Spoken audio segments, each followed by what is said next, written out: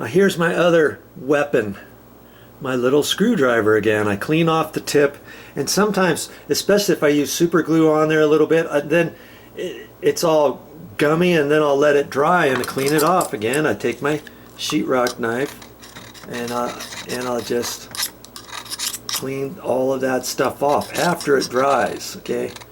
And I do this every once in a while just to keep my tip of my screwdriver clean, okay?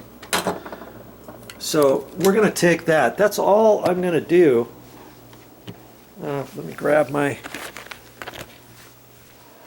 knee pad. And there's a carpet strand over here. I've got a carpet strand right down here. See that one right there?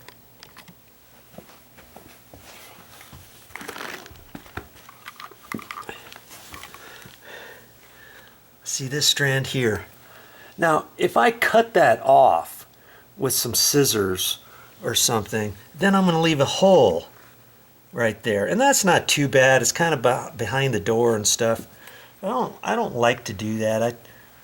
I will kind of look at this and see where the piece that was in the carpet is.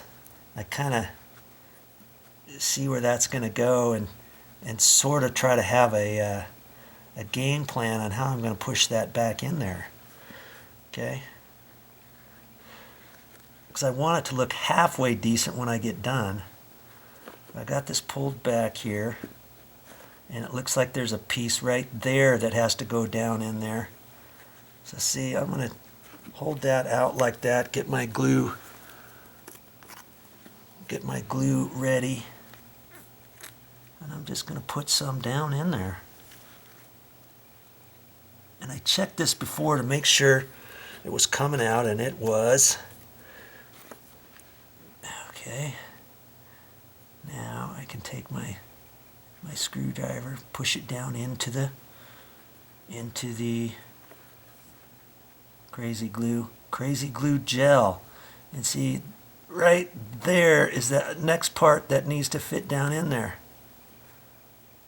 I'm just going to push it in the crazy glue and kind of hold it down in there a little bit. And kind of push that one back down in there, hold it.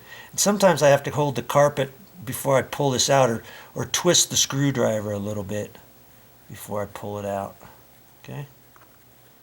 There. Look at that. It's fixed. Well, that's all I got for this time. But I'll be back with more videos.